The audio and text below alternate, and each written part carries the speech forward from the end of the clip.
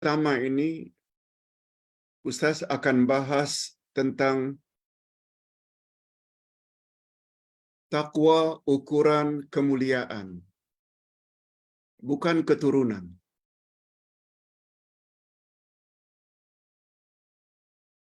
Ustaz ulang sekali lagi, pembahasan kita sekitar 13-14 minit berikut.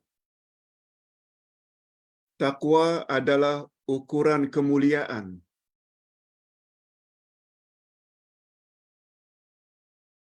Bukan yang menjadi ukuran kemuliaan itu keturunan. Ini berdasarkan ayat 13 dari surat Al-Hujurat. Allah Subhanahu wa taala berfirman, A'udzu billahi minasyaitonir rajim. Ya ayuhan nas, inna khalaqnakum min dzakarin wa unsa wa ja'alnakum syu'uban wa qabaila lita'arafu. Inna akramakum 'indallahi atqakum.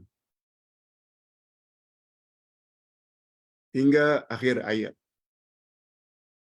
Maknanya, hai sekalian manusia,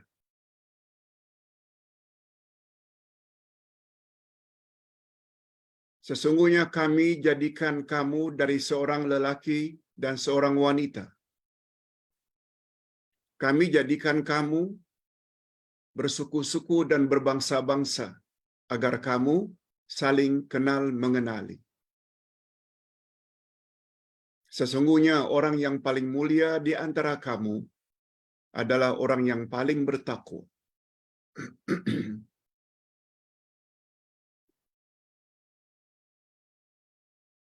Bagus juga kalau Ustaz sebut mengapa ayat ini turun.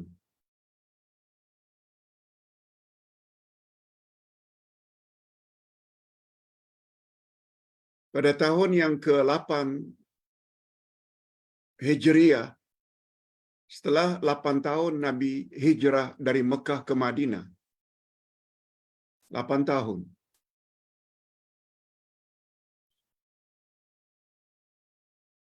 Lalu tahun ke-8, iaitu 2 tahun sebelum baginda wafat.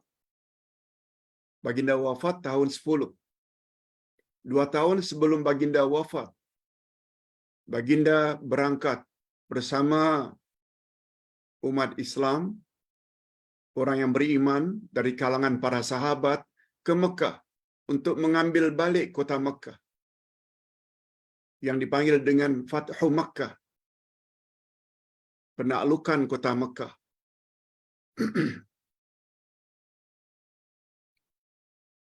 Sesampainya di Mekah, pertama-tama yang Nabi lakukan adalah memecahkan berhala yang berada di sekitar Ka'bah. Semua kita tahu, sekitar Ka'bah ada 360 berhala yang disembah oleh orang-orang Arab jahiliyah.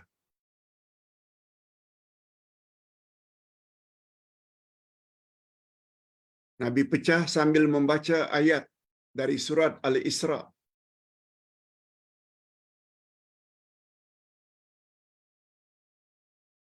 Kalau tak salah ayat 80 atau 81. Apabila datang kebenaran, maka musnahlah kebatilan. Idza ja'al haqqu wa zahaqal batil, innal batila kana zahuqa. Sesungguhnya kebatilan itu mesti musnah. Nabi pecahkan berhala-berhala di sekitar Ka'bah sambil membaca ayat itu. Yaitu Islam yang dibawa oleh Nabi itu adalah kebenaran. Yang memperjuangkan tauhid, melarang syirik. Nabi baca ayat itu sambil memecah-mecahkan berhala di sekitar Ka'bah.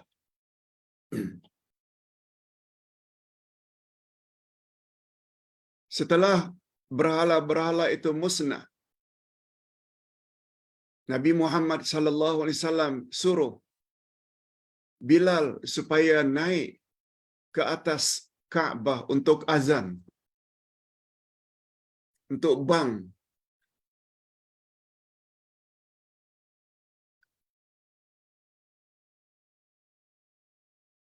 Lalu Bilal pun naik untuk azan. Tetapi terdapat beberapa sahabat Nabi yang tidak begitu setuju.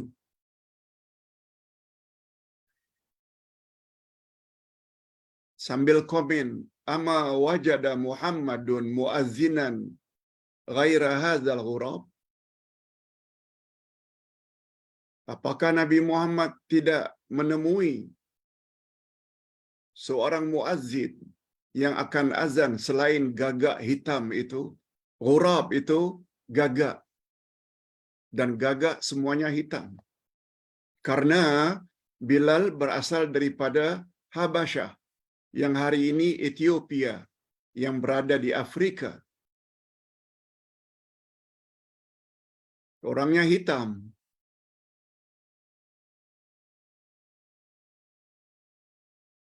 Bukan keturunan Nabi, tapi beliau taat.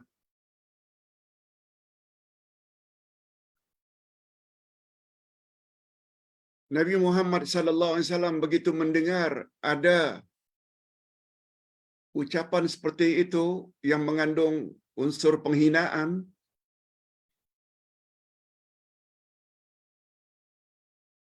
sangat marah. Nah, sempena itulah turun ayat tadi. Ayat 13 surat Al-Hujurat. Sekalian manusia, kami jadikan kamu dari seorang lelaki dan seorang wanita, yakni Adam dan Hawa. Dan kami jadikan kamu bersuku-suku dan berbangsa-bangsa, agar kamu saling kenal mengenali. Bukan saling mencaci, bukan saling memperlekeh atau memperleceh. Kan, lita'arafu. Kemudian Allah sebut, "Inna akramakum indallahi atqakum." Sesungguhnya orang yang paling mulia di antara kamu sekalian adalah orang yang paling bertakwa. Kata ulama tafsir, prinsip itu disebut oleh Allah setelah menyebut laki-laki dan wanita. Ini memberi isyarat kemuliaan bukan terletak pada lelaki atau pada wanita tertentu. Bersuku-suku, berbangsa-bangsa juga memberi isyarat suku bangsa bukan penentu kemuliaan seseorang di mata Tuhan. Apalagi Nabi Muhammad sallallahu alaihi wasallam bersabda, "La fadla li Arabiyyin 'ala al-a'jami illa bittaqwa." Tidaklah orang Arab itu lebih mulia daripada orang yang bukan Arab kecuali takwa. Nabi Muhammad sallallahu alaihi wasallam sendiri menyebut kemuliaan bukan terletak pada bangsa, suku.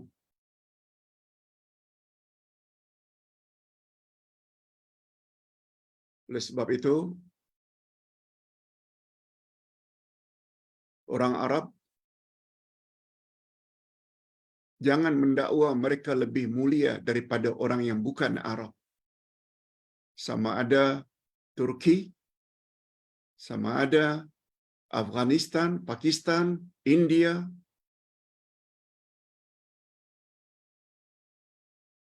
Amerika, kan? Tidaklah orang Arab itu lebih mulia dari orang yang bukan Arab kecuali takwa.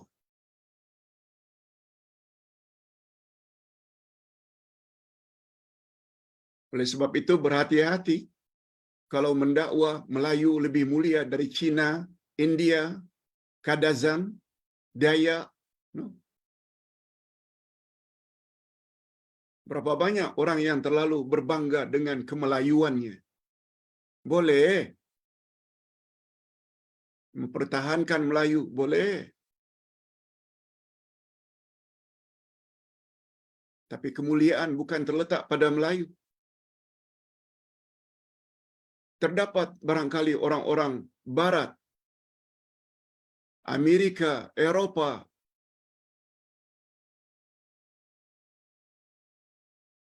China, India yang lebih mulia daripada orang Melayu. Yang penting yang jadi ukuran itu adalah ketakwaan.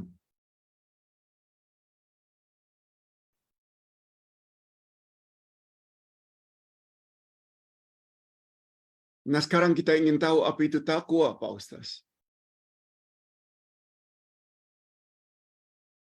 Definisi yang paling popular karena ringkas dan padat, tepat, adalah definisi takwa yang diperkenalkan oleh Sayyidina Ali, yaitu al-imtithalu bil awamir wal ijtinabu bin nawahi.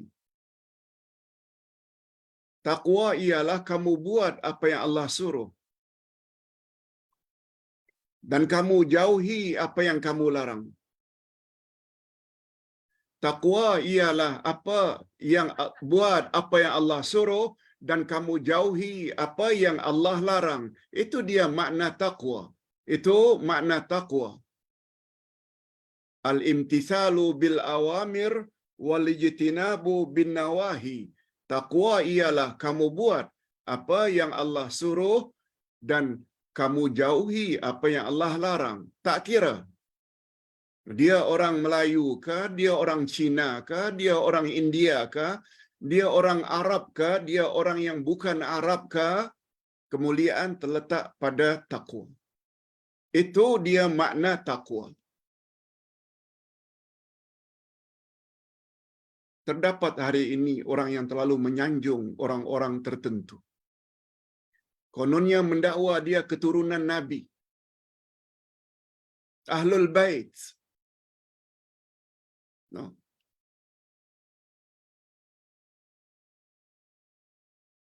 Dekat dengan Nabi. Bandingkan Abu Lahab dengan Bilal.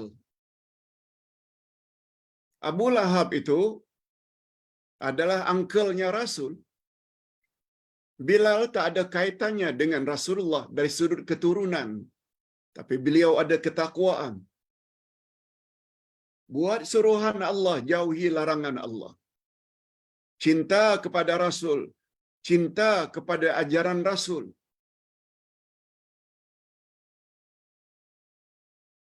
Itu sebabnya ketika beliau akan wafat, istrinya mengatakan, "Wa wailah, habislah kami, celakalah kami, bernasib malanglah kami, bila kau tak ada, wahai Bilal," kata suami, maaf, kata istri Bilal. Tapi Bilal jawab dalam keadaan naza', "Wa farha, wa farha, alangkah bahagianya aku sekarang. Sebab tidak lama lagi, insya Allah aku akan jumpa kekasihku Rasulullah." Allahu Akbar. Rupa tak ada, kulitnya hitam, backgroundnya adalah budak hamba abdi, harta tak punya, kedudukan tak ada. Bandingkan dengan Abu Lahab, orangnya handsome, orangnya kaya raya, orang yang ada kedudukan. Lebih daripada itu, beliau adalah angkelnya Rasul. Tapi tidak. Yang mulia itu adalah Bilal. Sehingga pernah Bilal lalu di hadapan Rasul. Rasul tanya, "Apa amalanmu, wahai Bilal?" Bilal hanya jawab, "Tak ada apa-apa amal istimewa ya Rasulullah. Hanya saja seingat saya, setiap saya ambil uduk siang ke malam, pagi atau petang, uduk musim sejuk ke, uduk musim panas ke, saya tak lupa melakukan salat. Salat wajib ke, salat sunat ke. Ketika Bilal tanya, "Mengapa Tuan tanya demikian?" Jawab Nabi, "Ketika kau lalu tadi, kedengaran seperti bunyi langkah-langkah dalam syurga yang aku pernah diperlihatkan oleh Allah ketika Mi'raj. Lihat, itu dia gambaran orang yang bertakwa." Mudah-mudahan hadirin dan hadirat kita termasuk ke dalam golongan orang-orang yang bertakwa. Takwa paling menentukan kebahagiaan seseorang di akhirat. Allah berfirman pada surat An-Naba amma yatasaalun pada ayat 31. Inna lil muttaqina mafaza. Sesungguhnya bagi orang-orang yang bertakwa itu mafaza. Mafaza maknanya keuntungan, kejayaan. Itu sebabnya antara lain Ustaz namakan sekolah dan masjid yang Ustaz bina di Batam Mafaza. Selain ianya adalah ringkasan dari Masjid Fatimah Az-Zahra, Mafaza juga membawa makna kejayaan. Allah berfirman, "Wa tazawwadu fa inna khairaz zadi taqwa." Buat perbekalanlah olehmu dari sekarang. Perbekalan yang paling baik adalah takwa.